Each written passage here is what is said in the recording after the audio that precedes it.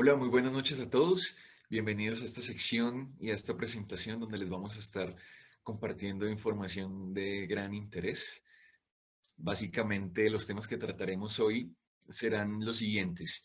Tendremos intervenciones de nuestros compañeros Juan David Paredes, Laura Martín y quien les habla, Giovanni Ávila, exponiéndoles qué tipo de acuerdos o sistemas de implementación económica vamos a estar estudiando en cada uno de los 5 continentes.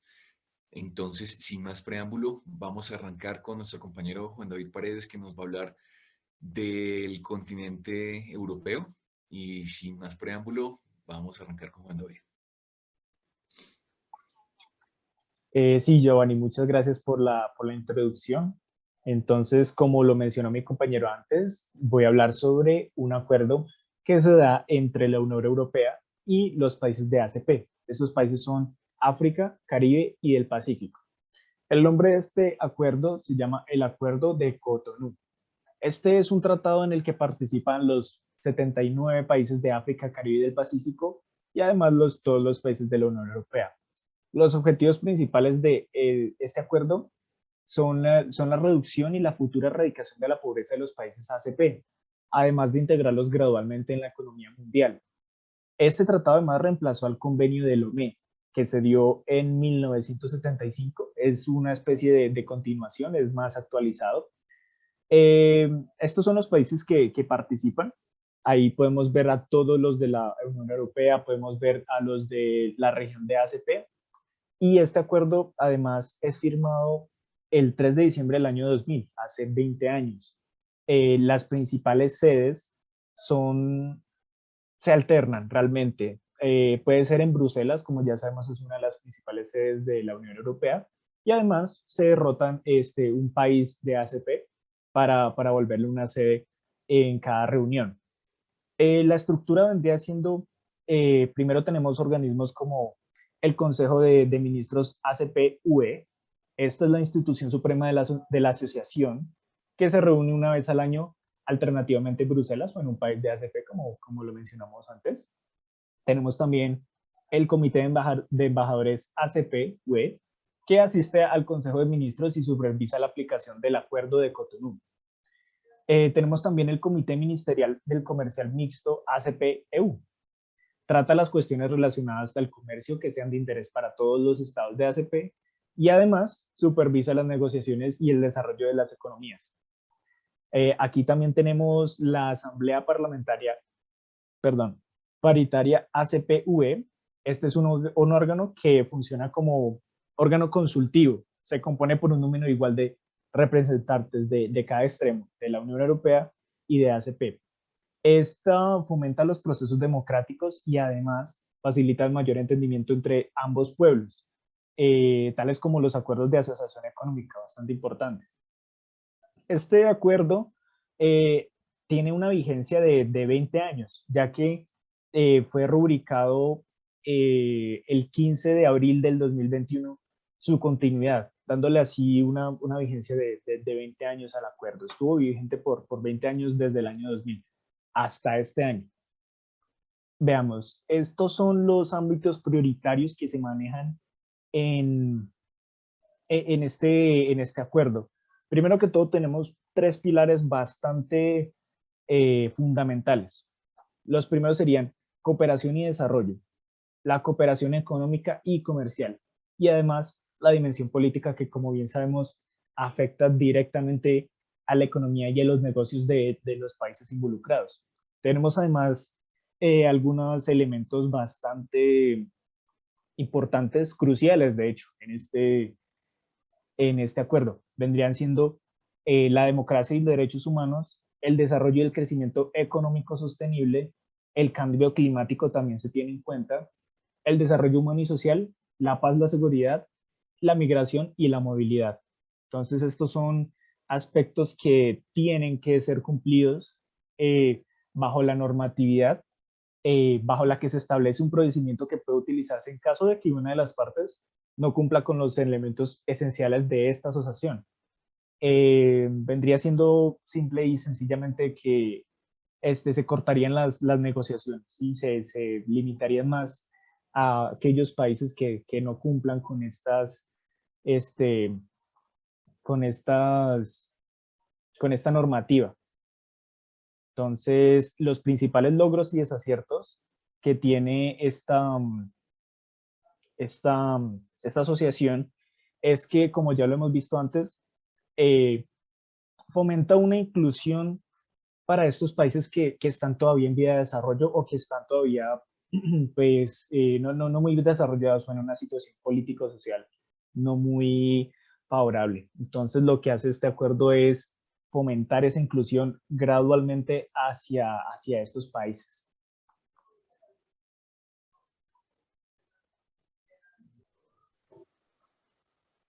Para el continente de Asia vamos a profundizar en la ASEAN, Asociación de Naciones del Suroeste Asiático. Esta es una integración económica regional que fue creada el 8 de agosto de 1967 y cuenta con 10 países miembros. Miren la siguiente. Como países fundadores de esta, que fue del 8 de agosto de 1967, tenemos a Indonesia, Malasia, Filipinas, Singapur y Tailandia. Y países posteriores que ingresaron entre 1984 y 1999 tenemos a Brunei, Vietnam, Laos, Birmania, Camboya y países asociados como tenemos a Timor Oriental y país observador está Papúa Nueva Guinea. Adicionalmente, de estos países que conformaron el foro ASEAN más 3, donde tenemos a Japón, Corea del Sur y China. Siguiente.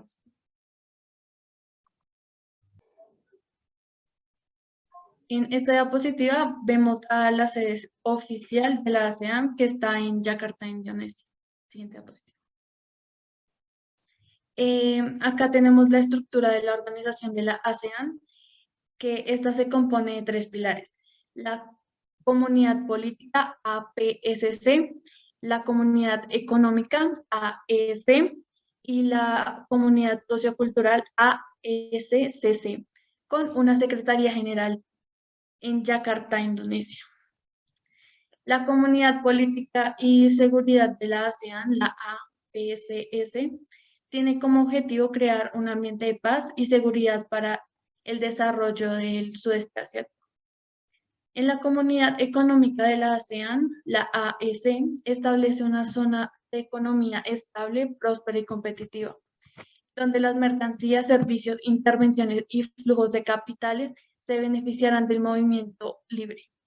Las economías se desarrollarán de manera equilibrada y las brechas se reducirán, al tiempo que aumentará la competitividad y así atraer inversores externos a este bloque.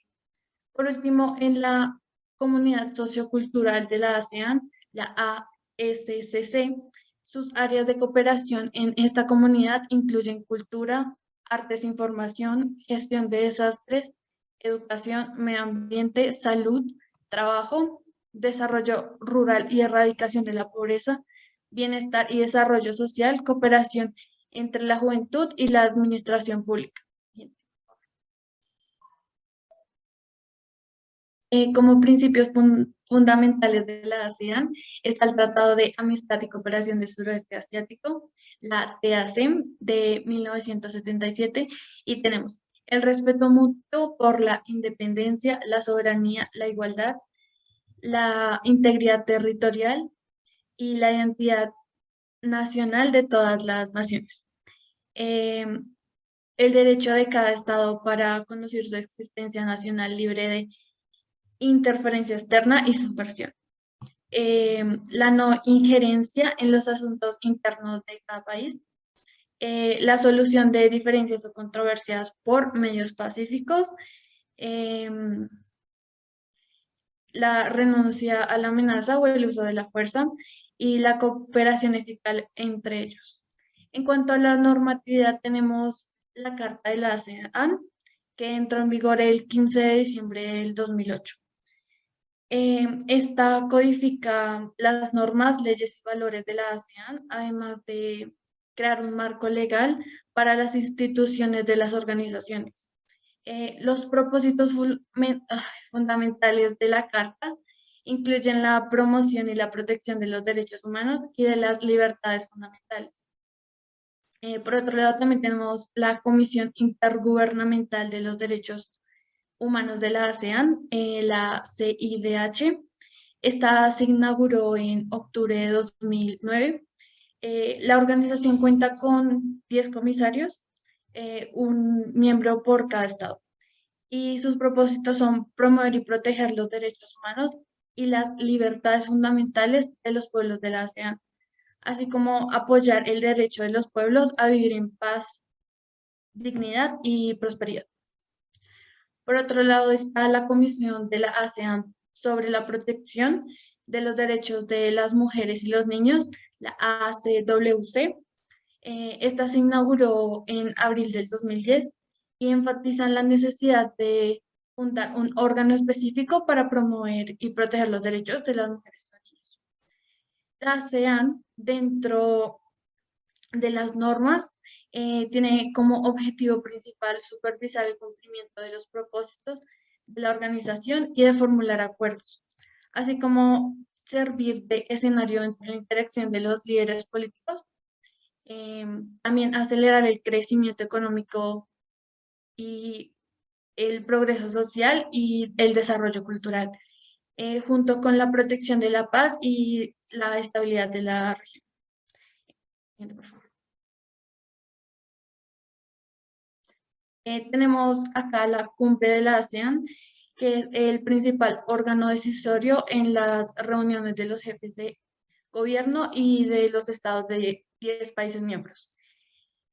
La primera cumbre de la ASEAN, en sus años de formación, la prioridad de la ASEAN fue establecer un marco amplio y general y flexible, con el fin de acomodar una diversidad de opiniones y de este modo proporcionar una base firme para el establecimiento de objetivos comunes.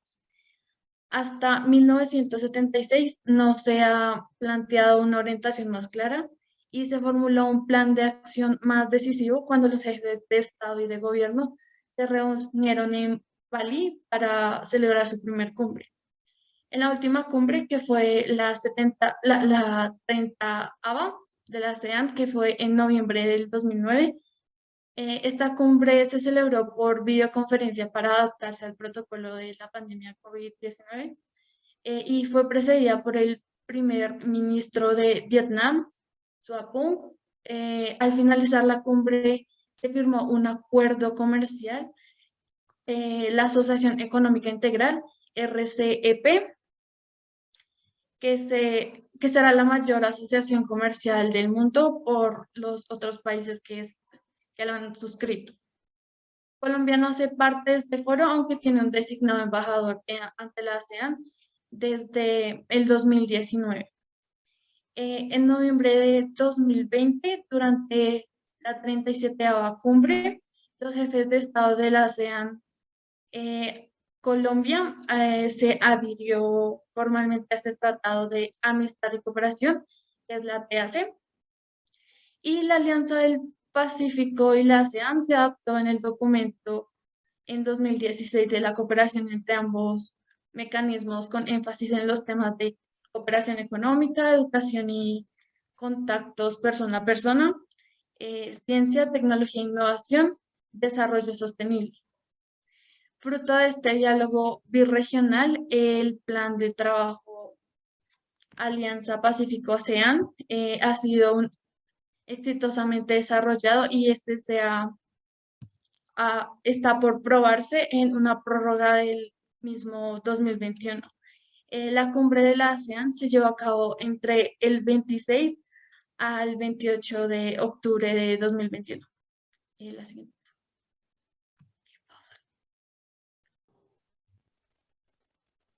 Algunos logros significativos de la ASEAN fue garantizar la paz y la estabilidad en la región, aplacando la tensión y manteniendo el control sobre una situación potencialmente explosiva.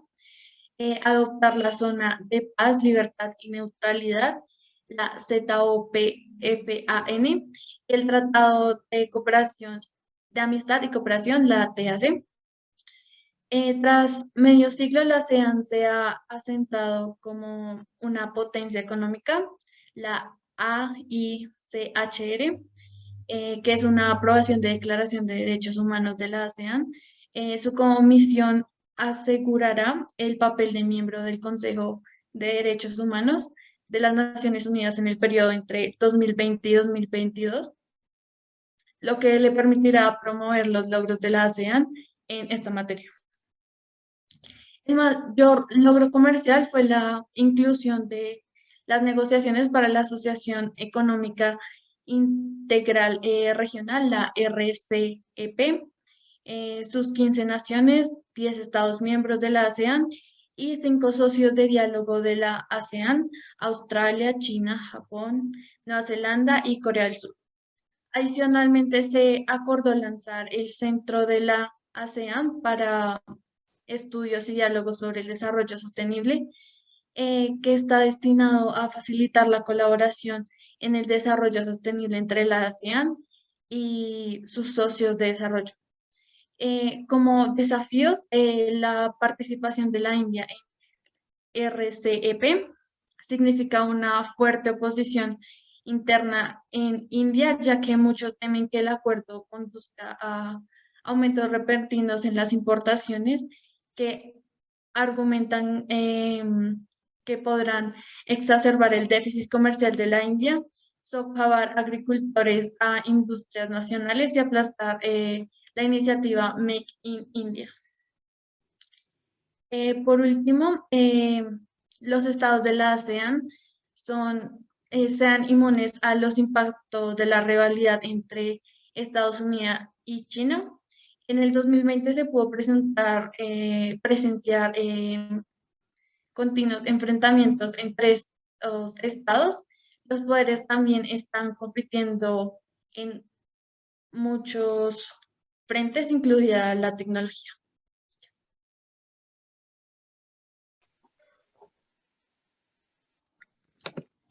Para el continente de Oceanía vamos a profundizar en la ANFTA, zona de libre comercio entre la ASEAN, Australia y Nueva Zelanda.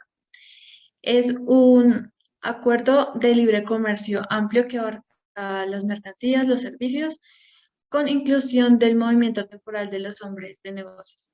La inversión, los derechos de propiedad intelectual, el comercio electrónico, las políticas de competencia y la cooperación económica, con particular referencia en la creación de la capacidad. Siguiente, por favor.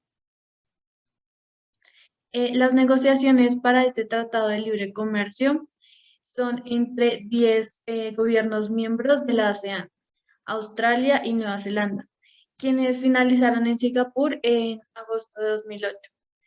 El acuerdo fue posteriormente firmado en febrero de 2009 y entró en vigencia el 1 de enero de 2010. El acuerdo de libre comercio de la ASEAN, Australia y Nueva Zelanda se da entre los países Australia, Nueva Zelanda, así como Myanmar, Brunei, Traslam, Camboya, Filipinas, Indonesia, Singapur, República Democrática Popular Lao, Tailandia, Malasia y Vietnam, que ofrece una extensa reducción de arancelaria.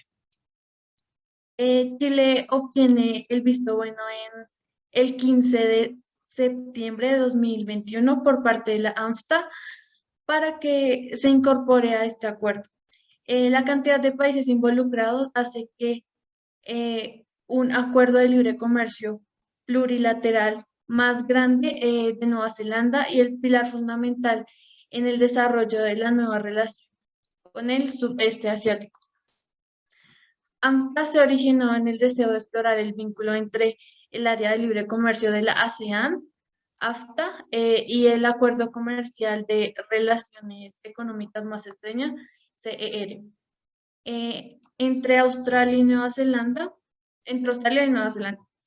Esto resultó del acuerdo de la Asociación Económica Más Cercana Todos estos acuerdos de libre comercio ahora operan simultáneamente con la AFTA, además de Singapur, Closer Economic para, para Friendship en el 2000 siguiente.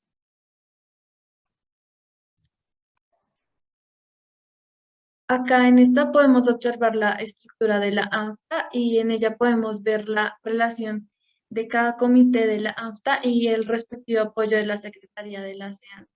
Siguiente.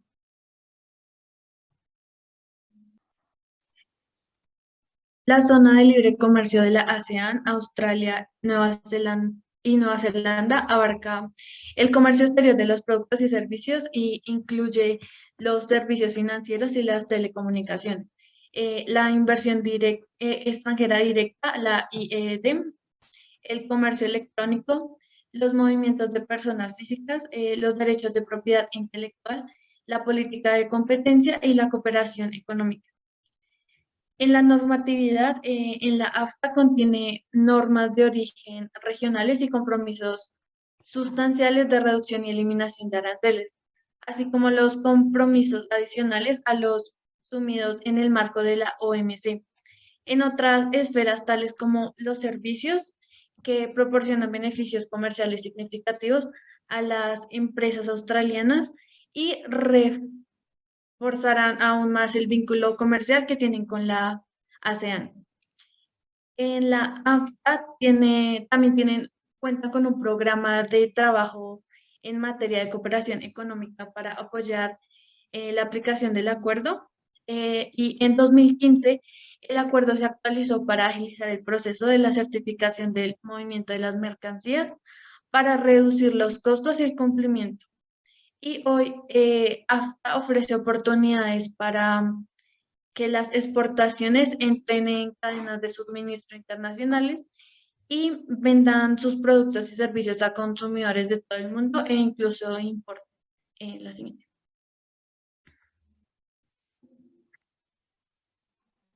ANFTA extrae lecciones de la RCEP y de otros tratados de libre comercio para apoyar sus negociaciones de actualización. Esta se realizó en Yakarta el 1 de octubre de 2021. La evolución del comercio, las prácticas comerciales y los desafíos resultantes de la pandemia del COVID-19 perdón, no puedes pausar. ANFTA extrae lecciones de RCEP y los otros tratados de libre comercio para apoyar sus negociaciones de actualización, la cual se realizó en Yakarta el 1 de octubre de 2021. La evolución del comercio y las prácticas comerciales y desafíos resultantes de esta pandemia del COVID-19 nos ha llevado a considerar la posibilidad de realizar cambios significativos para modernizar el acuerdo. Ahora deben navegar la crisis del COVID-19 y garantizar una recuperación resiliente y sostenible en el futuro. Por lo tanto, las sugerencias para revisar el acuerdo, así como las nuevas áreas de cooperación intersectorial como comercio y desarrollo sostenible en micro, pequeña y mediana empresa, MIPYMES, son todas oportunas y adecuadas. Los participantes también discutieron otras áreas claves para introducir en la actualización de ANFTA, a saber, anticorrupción y transparencia, comercio y desarrollo sostenible, medio ambiente y trabajo, coherencia regulatoria y MIPYMES. Las discusiones interactivas y activas en la serie de seminarios web han enriquecido y agudizado los hallazgos y las recomendaciones de estos estudios, proporcionando valiosos aportes en un informe final generando por este proyecto para ayudar a las negociaciones de la ANFTA en las negociaciones en curso, cuyo objetivo es concluir en septiembre de 2022. En la siguiente.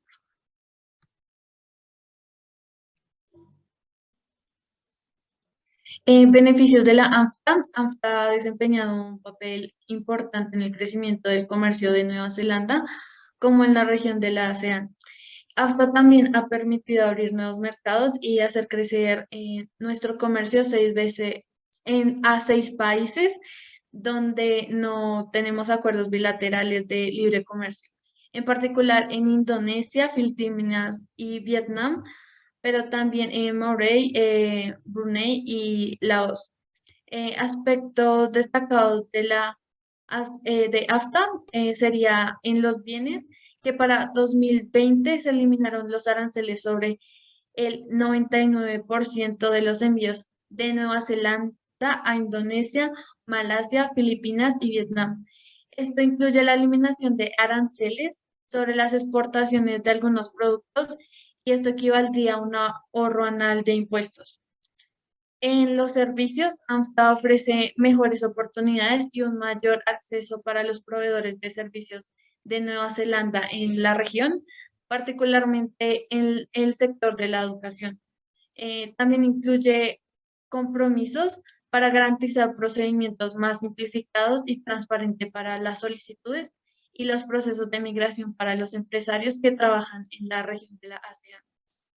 Y en la inversión, a- AFTA apoya la inversión en la región de la ASEAN al garantizar una mejor protección y seguridad a través de una variedad de disciplinas de protección e inversión y una disposición para recurrir a procedimientos de arbitraje vinculantes entre inversiones y estados.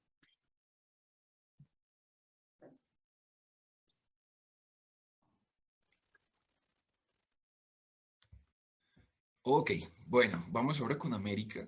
Y teniendo en cuenta que en América tenemos bastantes sistemas de acuerdos de interacción económica, debido a que tenemos América del Norte, América Central, América del Sur y Caribe, nos vamos a centrar en Latinoamérica para poder abordar el tema de una manera un poco más práctica y concentrarnos en esas interacciones económicas y darle una explicación al mismo tiempo que definimos su rol dentro del continente.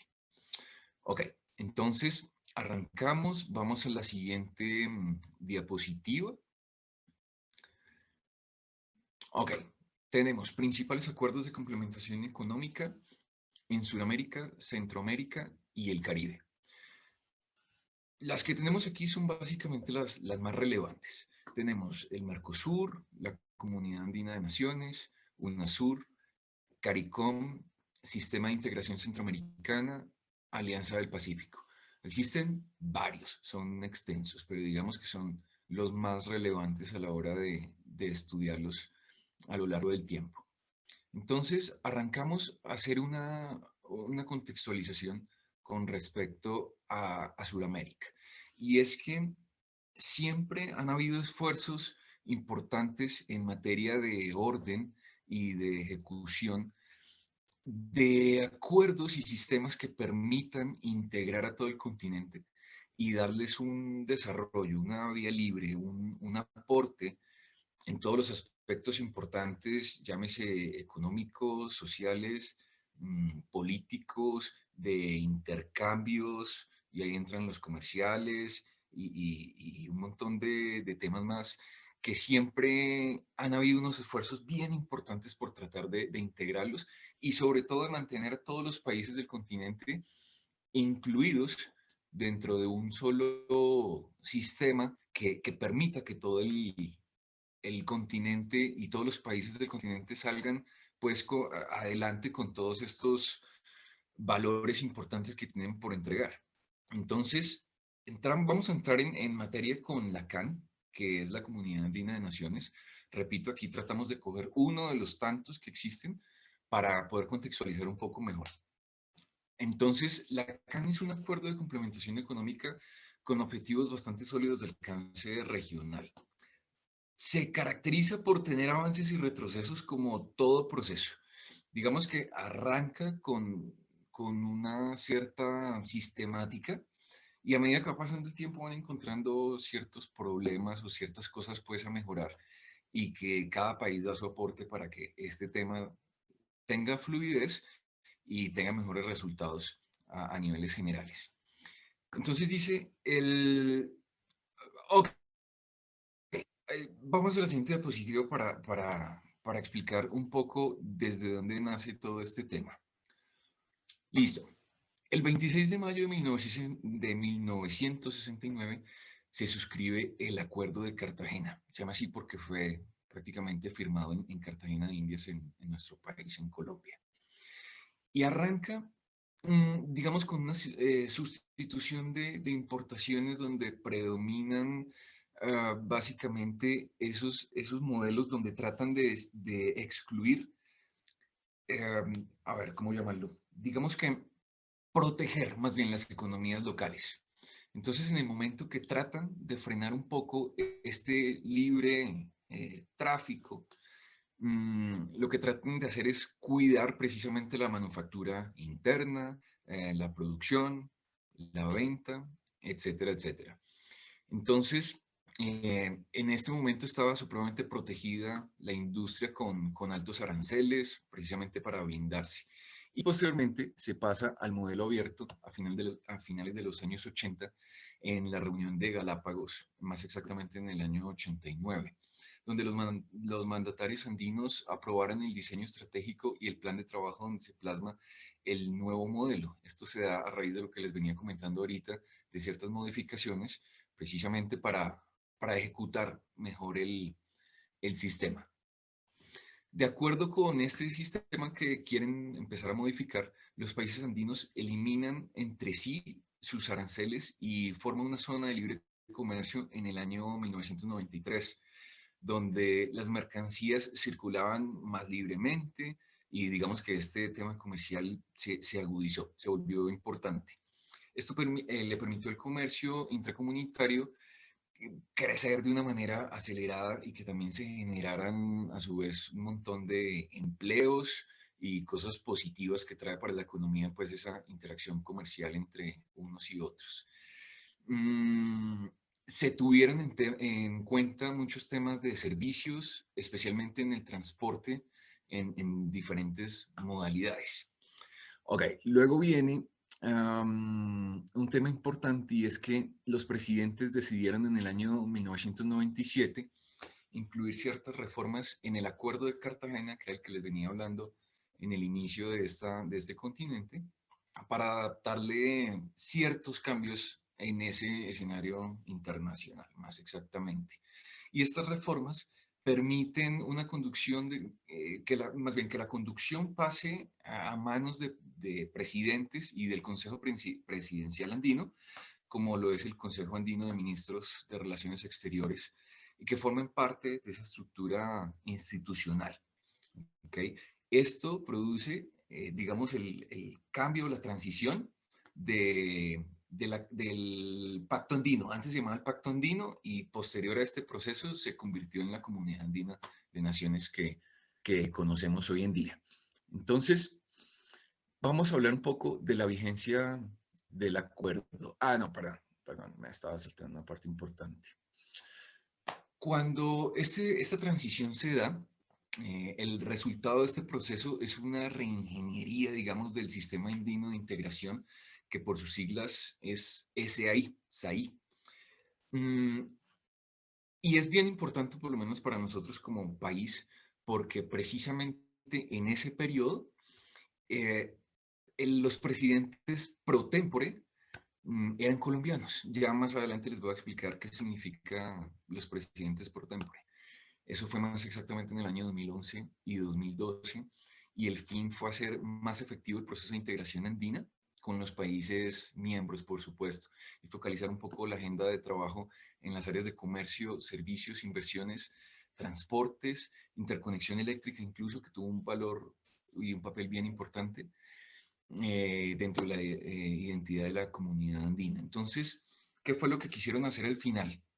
Integrar todos los procesos esenciales como sociedad. Ellos dijeron, bueno, no solamente nos importa el tema comercial, porque si bien lo habían hecho desde el principio y fue una premisa, y lo lograron, por supuesto, pero se dieron cuenta que a pesar de haber mejorado el tema comercial entre los países de la región, todavía había o existía mucha pobreza. ¿Ok? Había mejorado el empleo y todo, pero pues la pobreza todavía seguía siendo un factor bien relevante. Entonces ellos dijeron, ok, mm, vamos a incluir más cosas. Vamos a incluir el tema social, vamos a incluir el tema institucional incluso de cada país. Vamos a tratar de mejorar el tema de empleo. Y lo que hicieron fue volverse un poquito como al principio del acuerdo y fue tratar de cuidar también muchos aspectos relevantes de cada país, llámese mano de obra, llámese infraestructura. Entonces lo que hicieron fue tratar de fusionar el principio con la evolución y tratar de sacar algo bien interesante y que abarcara pues todos los temas importantes para cada nación.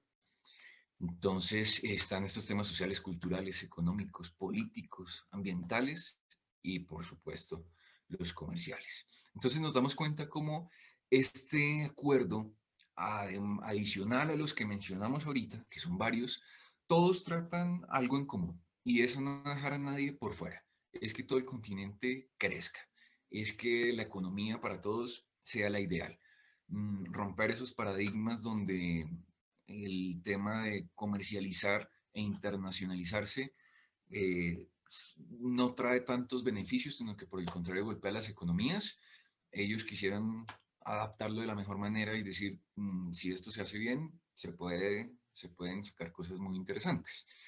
Entonces ahí ya vamos a hablar de la vigencia del acuerdo y es que es un acuerdo que no ha caducado, sigue vigente, por supuesto haciéndole reformas y modificaciones precisamente para que el acuerdo no se caiga.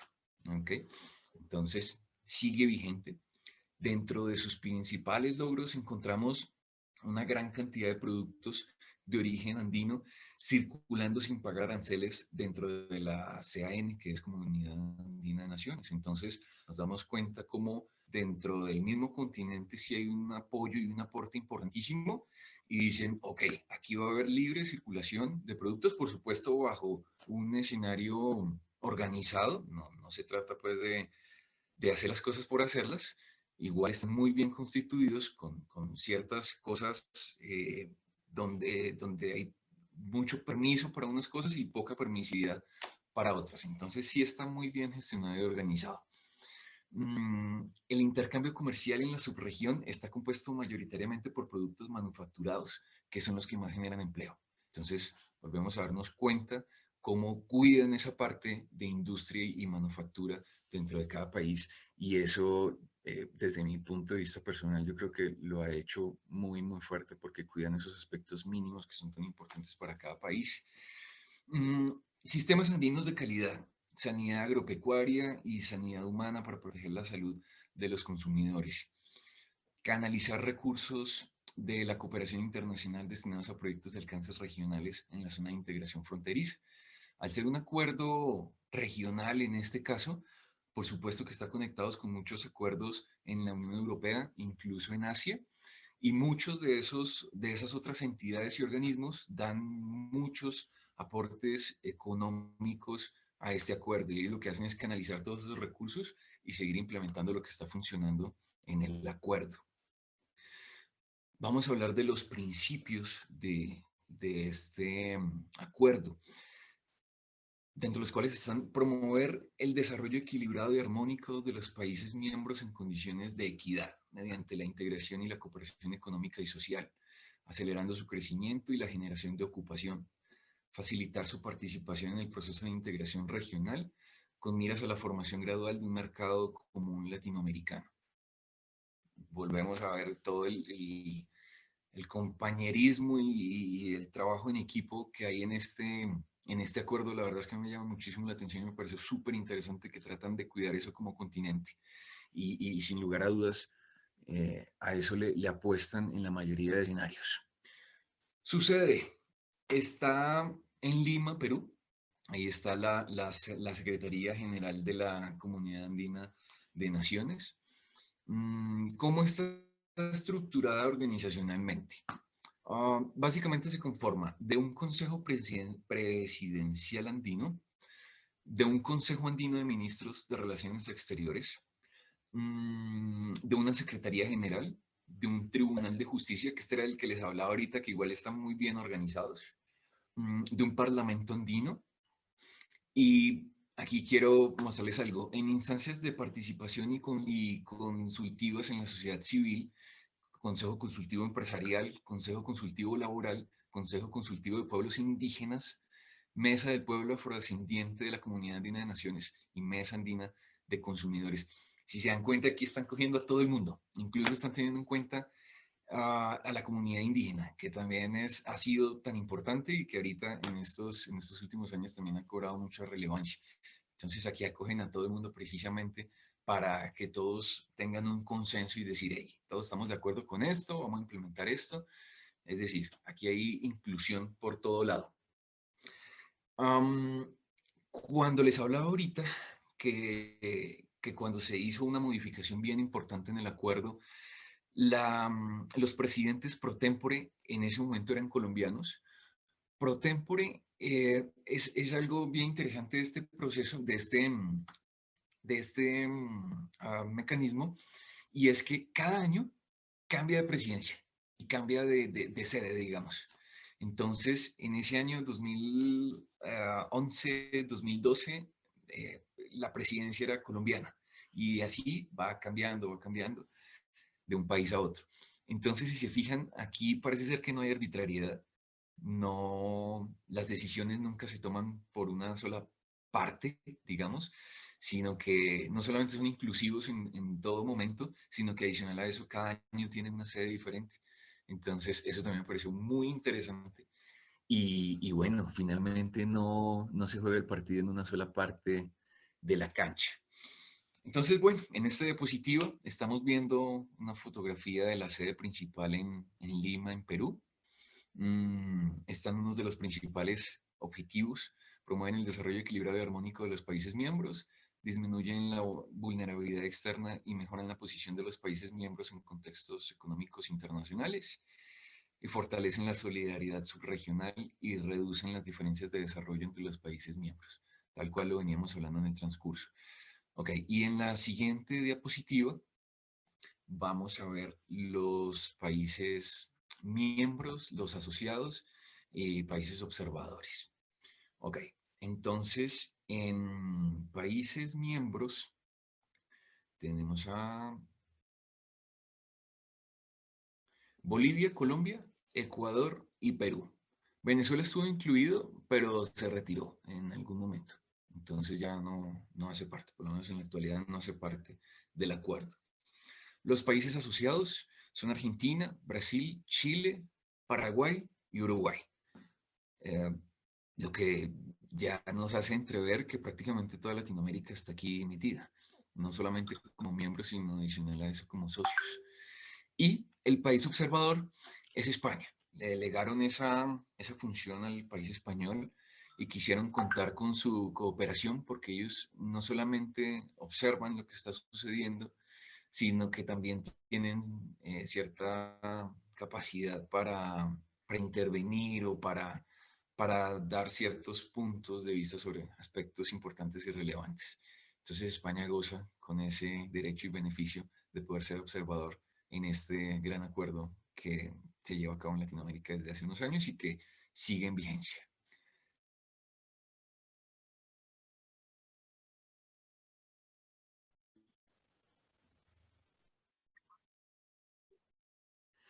Bueno, vamos a entrar en materia con el continente africano, y es que de inicio podemos notar que hay ciertos inconvenientes comerciales que no le permiten a África sacar todo su desempeño comercial a flote, y para eso vamos a ver ciertas problemáticas que tienen en el continente. Y es que se dice que la competitividad, perdón, va muy de la mano con el desempeño comercial de un continente y por lo tanto genera un crecimiento económico positivo o negativo. Y es que África enfrenta un número de obstáculos en cuanto a temas de competitividad de comercio bastante grandes.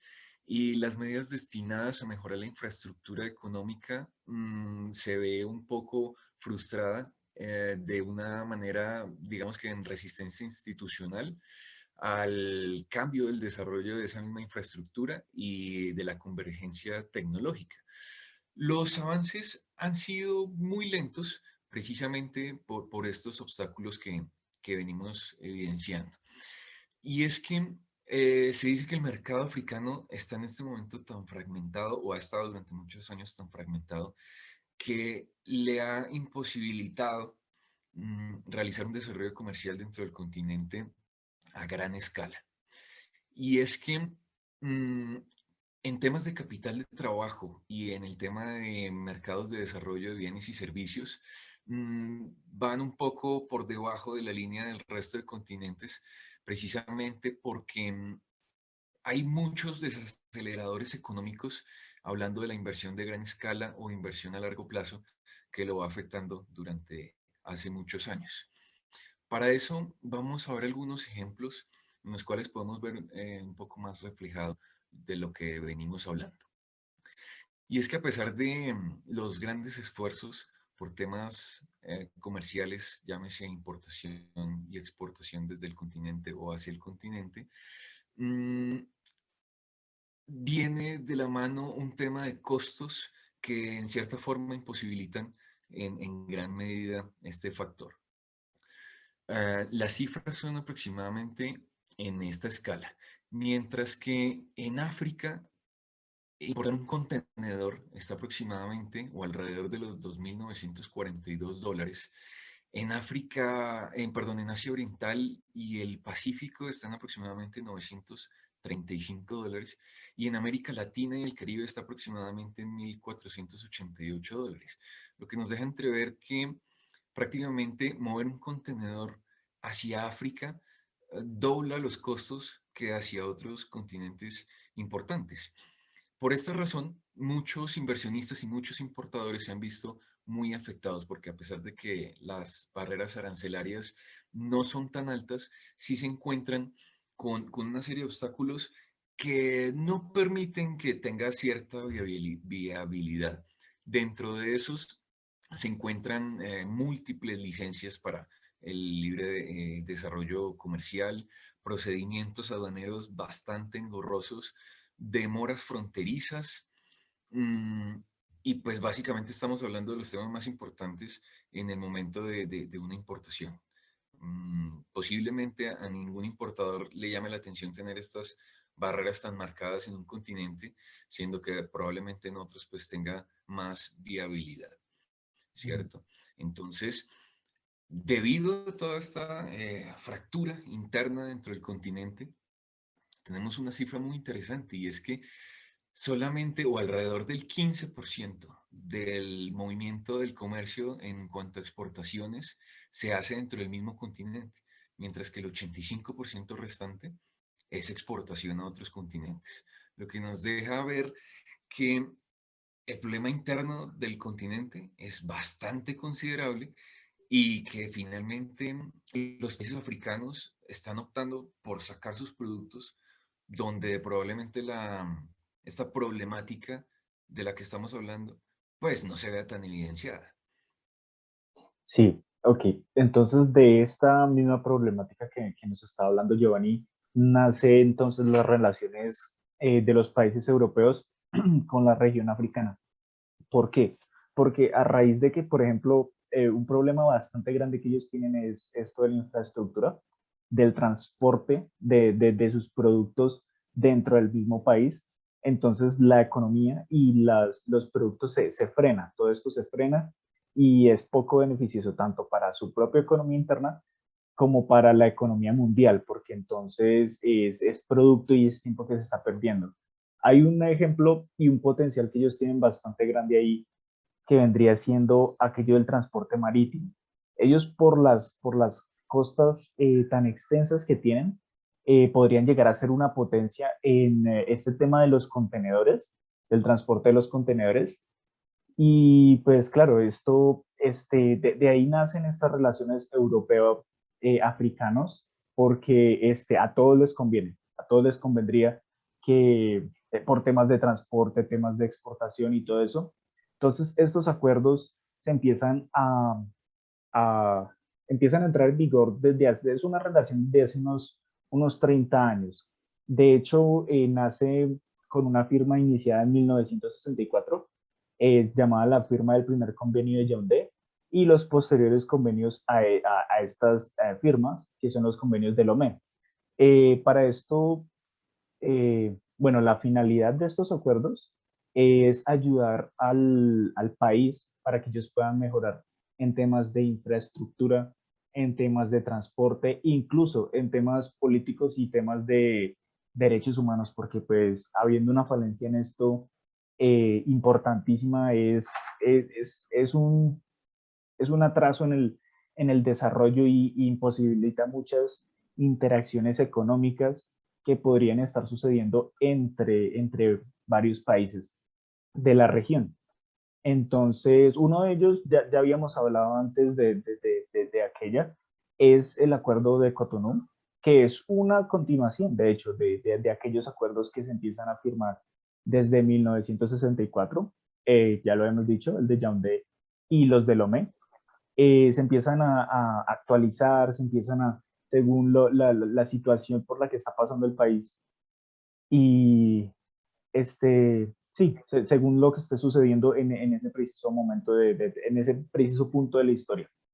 Entonces, las principales sedes de este convenio serían en Bruselas, primeramente, y los principales objetivos de estos acuerdos siempre han sido la seguridad social, cultural y, claro, fomentar un entorno político estable para que se puedan dar estos intercambios y estas interacciones económicas con los países africanos, con sus materias primas que son tan valiosas. Como sabemos, ellos son un territorio fuerte en lo que es la minería, en lo que es la agricultura, pero pues entonces la infraestructura, e incluso la propia cultura de África imposibilita un poco por temas como la corrupción, por ejemplo.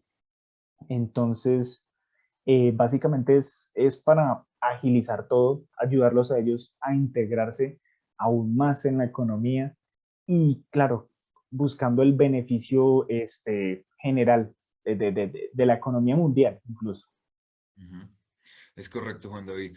Básicamente, lo que tú venías hablando ahorita de cómo son una potencia que goza de muchos recursos, lo que pasa es que no se ha sabido explotar en términos de infraestructura, como bien nos lo venías mencionando ahorita, eso ha ocasionado tanta fragmentación interna dentro del continente, lo que nos hace pensar que podemos descartar completamente un acuerdo de alcance regional, porque evidentemente no lo tienen como región, y podría estar más impulsado hacia un acuerdo de complementación económica con un continente que es mucho más fuerte en esta infraestructura y que por supuesto tienen mayor experiencia en este tipo de cosas.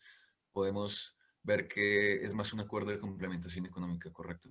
Es correcto, es correcto. En este acuerdo de complementación económica, entonces, harían parte todos aquellos países de la Unión Europea, que son aquellos que brindan este apoyo, esta complementación económica, y además, por supuesto, todos los países del territorio africano, por supuesto. Listo. Entonces, eso sería en resumen la historia de lo que han sido los acuerdos entre Europa y África, en los que se incluye aquel acuerdo de Cotonú mencionado, pero pues es uno de los muchos acuerdos que se han ido a lo largo de la historia. Y pues sí, eso sería en conclusión las relaciones europeas y africanas.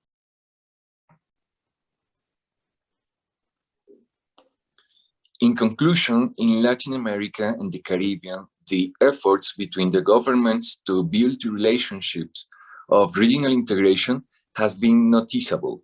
Currently, there are many agreements at the regional level that boost the development of relationships between countries that push the economic, politic, social, commercial links.